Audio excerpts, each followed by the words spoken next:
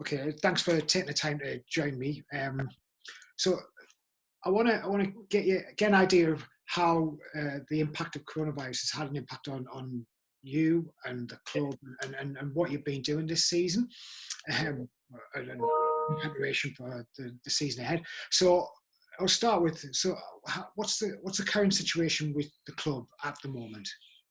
So club's currently, you'd say closed for business really, but currently running on a skeleton staff. So there's probably about 5-6 people that are still working sort of full time to keep it going. You know, you're talking like HR, the general manager and things like that, and myself. Playing staff have been, backroom staff and playing staff have been furloughed as of now. And the majority of the senior management and the senior players have volunteered to defer some of their wages for the rest of the season. So I think we're sort of in a situation where everyone gets the importance of the situation and is trying to do everything they can to sort of protect the club and, you know, think about the future as well as what the effects it could have now, really. And then anyone who's working like myself is working from home, basically. So that prevents challenges in itself if you live in a small house and things, but I'm enjoying it. It's a challenge, but I think we're continuing to sort of, you know, do what we'd normally do anyway, but in a different way. And obviously the situation it's come along from the start of the year. We were seeing on the news the pandemic. It was getting closer and closer. It was spreading around the world. Was there anything that you'd done to plan for the eventual? Or it was quite unexpected. What happened? Was there any plans in place for a shutdown? It's tough as well because it came, again, like you say, it came around so quickly to this country, didn't it? I mean, like, you know, everyone was going around their normal lives. I can't remember. It's been so long now, isn't it? I can't remember when it was, but say like 4 weeks ago, you know, like I was saying just now, we were all preparing to be playing Salford on the 14th of March, which was Saturday at home, and got to like Thursday or Friday thinking everything was normal. There were, you know, murmurings that football could be off this weekend. But then the statement came out from the EFL saying that the games were going to go ahead one day, and then the next day saying that they've been postponed sort of indefinitely. So again, I guess you can prepare as much as you can, but it's hard in a business that is, you know, a live spectacle, isn't it, to be prepared for those kind of things. Yeah, and now that we're in the situation we're in, where there's no football, there's nothing happening. What impacts that had on you and your role? I guess it's hard, isn't it? Because, like, you know, it's the bread and butter of what we do is what happens on the pitch. You know, it's what people are interested in. It's why you follow a football club generally, for the football. So, you know, it's like, I guess, like supermarkets having no products in some respects, isn't it? Like, you know, it is what you do. So it's been a challenge, and working from home, I guess, is a challenge for everyone, isn't it? Getting used to that, because you're so used to the office environment and seeing people every day and things, and having everything you need to hand, whereas at home, you know, you're sat there with your laptop on the same table that you eat at, or you know, you try and avoid the television and stuff. And yeah, it's quite a challenge, I think, but it's been a good one, and I think we're doing quite well with it. Yeah. And so how have you managed that? And can you give me an example of some of the work that you've been doing? Yeah, so we've been trying to do all sorts of things, really. I mean, the main aim for us is to keep people engaged with the club, you know, informed about what's going on, and entertained, I guess, as we try and do it throughout the season. But I mean, especially for us, you know, we're a fan-owned club, so I guess it's more important for people knowing what's going on in the club. I mean, if you're one of the, you know, 3,500 people that is an owner of the club, you're going to want to know what the club's up to in terms of how it's planning in this period and stuff like that. So working with like from board level and that to get updates out about what the club is up to, and you know, we can come to furlough players and stuff like that. And so we've been doing things like that, but we've also been trying to do a few funner things. So we did, I mean, as soon as we found out there was going to be no football on Saturday, we thought, well, there's a hole at 3:00, isn't there? So we streamed on Facebook and YouTube our recent win over Plymouth, which was basically, well, we beat them 4-0, and it was our best game of the season. So that went down really well. You know, people enjoyed that, and that's something that we've carried on doing since then every Saturday. And we put it out to the fans to choose which game they want to see, you know, from what we can get access to from the archive. So we've looked back at, like, you know, famous playoff nights and things like that. And it's gone quite well, really, because some fans wanted us to show our playoff game against Oxford from 2007 on this Saturday. But obviously, I didn't have access to that because unfortunately we don't have a great archive of things. Lots of things are on VHS or DVD, and it got to the stage where a fan found a copy and managed to rip it off and get it over to me. So now we've got that show on Saturday. So it shows again like what kind of club it is. Like, the fans are eager to help as much as they can as well. So that's gone really well. The players and the manager themselves have been really great throughout the situation as well, and wanting to do as much as they can. We had Matt was our first one to do it. We did a Twitter takeover with him, so he took over the account for an hour and then just answered. I think he had like over 100 questions that he got through, just anything anyone wanted to know. And a couple other players have done them since as well. So those kind of things quite nice to keep people, or show they can still speak to the club and find out what's going on.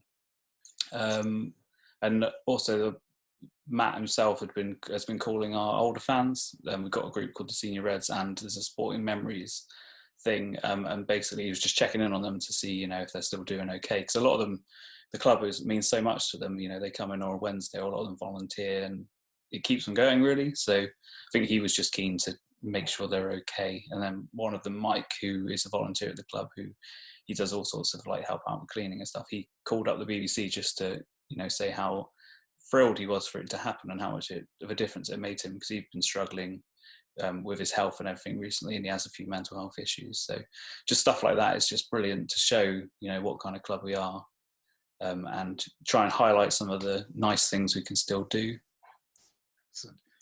Do you think that this period of downtime, it's allowed you to be a little bit more creative in what you do, your approach communications? And yeah, definitely. I think it gives you an opportunity to kind of stop and think as well, because you're so used to everything being so formulaic in terms of when matches are and what you do and the kind of things you have to do, your pre-match interviews and all that kind of stuff that just you do because it's part of the routine. So you get a bit more time now to stop and think and say, is it worth doing certain things, or should we try things? And we've done just a few of the silly little things just to kind of keep people, take their mind off it and stuff, like the little games and stuff online. We did like Guess Who and Spot the Ball and all that kind of stuff, and just some fun things for the downtime really. One that I probably don't want to talk about is that we played Plymouth at Connect 4 on the which would have been the Devon Derby at their place. I think it was mid-March, and unfortunately I lost that game, so that didn't go down so well. I thought at least I was at home, so I could go in hiding. But yeah, so, and it keeps getting brought up as well by certain fans, so I don't think I'll ever live that one down. Brilliant, excellent. And can we looking ahead? You've had this bit of downtime. You've been allowed to have a bit of creativity in what you do, etc. But how is that informing what you're going to do going forward for the potential restart and for next season? It's tough with regards to the restart, because again we're in such a sort of like limbo situation, whereas we don't know, is football going to return? In what state is it going to return? Are we going to be playing behind closed doors to spectators? If it's played behind closed doors, what are the rules going to be with regards to streaming online and stuff? Because at the moment we can only stream in this country, outside of the 3 o'clock kickoffs. Well, will they change if matches still take place on Saturdays? Are they going to restrict that? Who knows really? Because that'd be a huge thing, if we could stream these matches to a wider audience anyway, then there's still income coming in and everything. But if not, then it seems a bit silly to be playing at 3 o'clock on a Saturday, really, I think. So yeah, it's hard. I mean, obviously we're chatting about what we can do, and not knowing what effect this is going to have on next season with, how long it could take to finish this current season, is hard to plan for next year as well, really.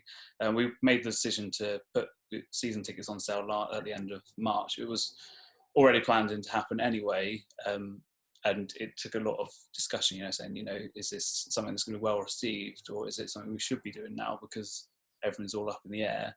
But we went with it, and it's been pretty well received. I mean, you had to go along the lines of, if you want to buy one now and you can, then great, but don't feel like there's any pressure to. But I think people understand that, as a club which doesn't have a wealthy owner, that's an important revenue stream for us. So I think we've had over 250 people so far, which is really good, and we appreciate that.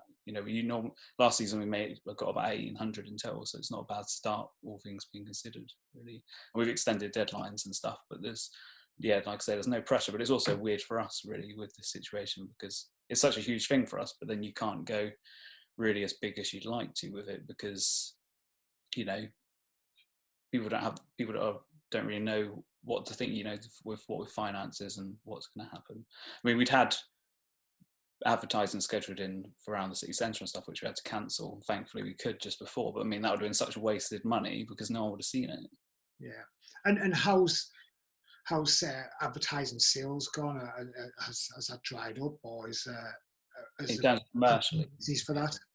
In terms of commercially, do you mean? Commercially, yeah. Yeah, I mean, our head of commercial is still working, and obviously is look again. Will have already been working towards next season in terms of renewing contracts with people and stuff. So that's still going on. Obviously, again, it's a bit up in the air because you've got people who've paid for stuff that they're not getting right now, and how do you incorporate that into next season and stuff. So it continues, and again, it's a very important part of the club, and I guess, and a lot of businesses understand as well, and that's part of the reason why they support the club, because of the whole community side of things and supporting your local team. So that continues to go along, but probably is not as well as it would, because a lot of businesses are closed down as well now, aren't they? Yeah.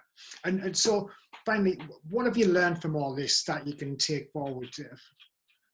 I guess it shows just how resourceful people can be when put in these kind of situations, and how it brings out the best of people. I think even if you look at it from side of things of people who suddenly are furloughed and things. I mean, I'd never heard of that term before until this happened. I don't think anyone had. I'm not sure I still completely understand what it means, but just people accepting and doing anything they can to help the club continue as it is. I mean, we're debt free at the moment still, and hopefully that will continue. It's a very well run club. We almost went bust 20 years ago when the sports came in and took over. It's put it on the right path, and I think everyone sort of doesn't want to get back to that situation again, so has the club's best interest at heart. So I think that, and it makes you realise just how much football and sport and that means to you. I think when it's not there, and the club and how much it brings people together. So hopefully people, when we can get back to it, people will flock back and love it even more than they do already. Yeah. Do you think being a fan-owned club and keeping the communication channels open with the fans is going to help you ride through this and get through the worst of this? Absolutely. I think the worst thing we could have done is shut up shop, and then people will be worried or thinking we're hiding stuff. So I think if we can be as transparent and informative as we can, then it helps keep that good link that we've got with our fans, I'd say, going, really.